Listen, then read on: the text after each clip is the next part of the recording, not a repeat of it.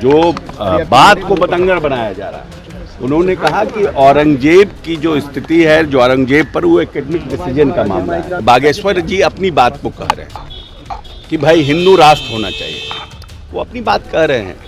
बहुत से मुसलमानों का भी आप सुनिएगा तो ऐसा जिहादी बात करते हैं। नमस्कार, इंसाइडर लाइव देख रहे हैं आप। देखिए, बजट सेशन चल रहा है, इसी बीच तीखी नोकझोंक देखने को मिली विधान परिषद में। आज जिस तरीके से अब्दुल बारी सिद्दीकी ने जिस तरीके से रीना यादव नीतीश कुमार को लेकर बोल रही थी, तो उस पर उन्होंने कहा कि चापलूसी करती हैं। इसके बाद आपने देखा रीना यादव फफक कर रोने लगी। अब इस बात पर मंत्री अशोक चौधरी ने अपनी प्रतिक्रिया दी है। इसके साथ खालिद अनवर के भी बयान पर उन्होंने बोला है कि खालिद अनवर के बात को बतंगर बनाया जा रहा है, इतनी बड़ी बात नहीं है जितना बनाया जा रहा है। इसके साथ ही बाबा बागेश्वर जेल जाएंगे, ये चर्चाएं हैं कि आरजेडी जिस तरीके से बोल रहा है कि बाबा बागेश्वर को जेल जाना चाहिए, ये हम नहीं है, आरजेडी बोल रही है। और इस पर अशोक चौधरी ने भी प्रतिक्रिया दी है। अशोक चौधरी ये कह रहे हैं कि फंडामेंटलिस्टिक लोग तो सब में होते हैं, यानी कि कट्टरपंथी तो हिंदू में भी होते हैं और मुस्लिम में भी होता है। तो इस पे उनकी अपनी प्रतिक्रिया है।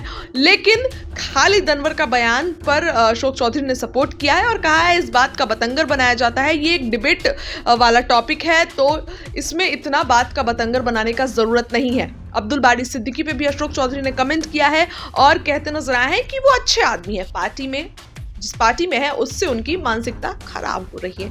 क्या कुछ कह रहे हैं मंत्री अशोक चौधरी, उनकी बात तो ऐसा है कि आरजेडी के लोगों का तो यही ना है कि भाई कुछ मतलब नहीं। बागेश्वर जी अपनी बात को कह रहे हैं कि भाई हिंदू राष्ट्र होना चाहिए, वो अपनी बात कह रहे हैं। बहुत से मुसलमानों का भी आप सुनिएगा तो ऐसा जिहादी बात करते हैं। तो फंडामेंटलिस्ट तो हिंदू में भी हैं और मुसलमानों में भी है, तो उस पर कितना बहस करिए।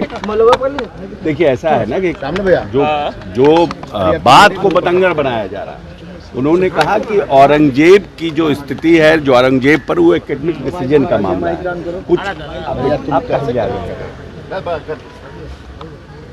कुछ लोग इतिहासकार, कुछ लोग प्रो हिंदू भी बोलते हैं, कुछ लोग एंटी हिंदू भी बोलते हैं। तो ये एक डिबेटेबल इशू है और इंटेलेक्चुअल हिस्टोरियन में इस पर डिस्कशन होना चाहिए। ये इनका बात है, क्योंकि मिनॉरिटी कम्युनिटी से आते हैं और उसको रिप्रेजेंट करते हैं। तो उन्होंने जो हिंदुओं में भ्रम है औरंगजेब के लिए, ये उनका ये भाव था कि वो दूर होना चाहिए और हिस्टोरिकल डिस्कशन होना चाहिए, यही बात था। अब कुछ लोग उसको अलग से लेकर के तिल का तार बनाना चाहते हैं, तो वो एक अलग डिबेटेबल इशू है। आप ही के दल के विधायक क्या मानते हैं औरंगजेब के बारे में भेजने की बात कर रहे हैं? आप क्या मानते हैं? दल के विधायक पाकिस्तान भेजने की बात कर रहे हैं, खालिद अनवर को पाकिस्तान भेज दिया जाए। ऐसा है कि कुछ लोगों का अपना अपना तरीका होता है, expression of thoughts, expression of words, हर लोगों का अपना अपना तरीका होता है। तो उन्होंने अपने तरीके से किया है। पार्टी किसके साथ है? खालिद अनवर के साथ है या संजीव कुमार? इसका जवाब तो नीतीश कुमार देंगे। आप लोग क्या चाहते हैं? आप कैसे देखते हैं औरंगजेब? हमारा पूरे एक समय था ना मुगल साम्राज्य आया था, ना हमारी कोई भूमिका थी, ना हम पैदा हुए थे। हम जो हिस्ट्री के स्टूडेंट में पढ़े हैं, मुगलों से बहुत कुछ फायदा भी हुआ है और नुकसान भी हुआ है। नुकसान इस सेंस में हुआ है कि जो हमारी सनातन परंपरा थी उसका हमें नुकसान हुआ। लेकिन ये कहना कि मुसलमान आए और मुसलमान ने पूरी तरह से देश को बर्बाद कर दिया, ये सत्य नहीं है। जब मुसलमान थे तो जीडीपी ऐसा हमारा खराब नहीं था। हाँ, लेकिन जब अंग्रेज आए तो उन्होंने हमको भी लूटा, और मुगलों के पहले जो लोग आए उन्होंने भी हमें लूटा।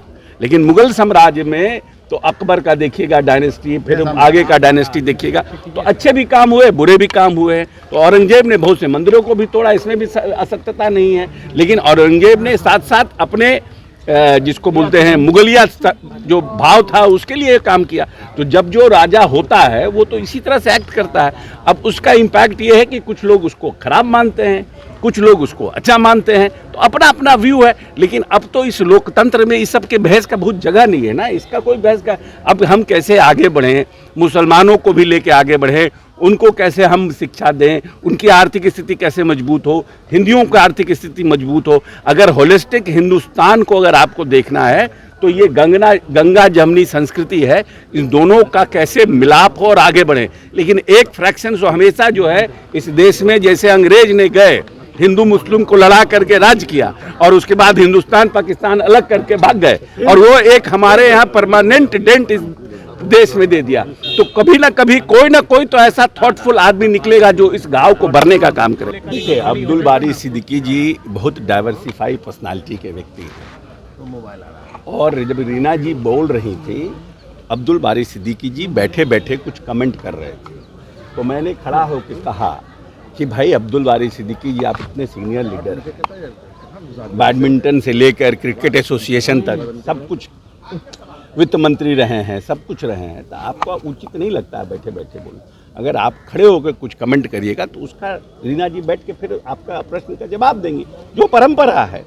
तो उन्होंने उस पर कहा कि आप बहुत चापलूस हैं, आप चापलूसी बाजी कर रहे हैं। हमने कहा कि नीतीश कुमार को, जिसको हम लोगों ने मानस पिता माना है, भीम संसद में पूरे प्रदेश के दलित जो लाखों लोग इकट्ठा हुए थे उनको मानस पिता की उपाधि दिए, तो मानस पिता के प्रति प्रेम, चापलूसी, उनका आदर, ये सब तो पाठ है ना भाई। तो उसके लिए उस व्यक्ति को क्या कहना है।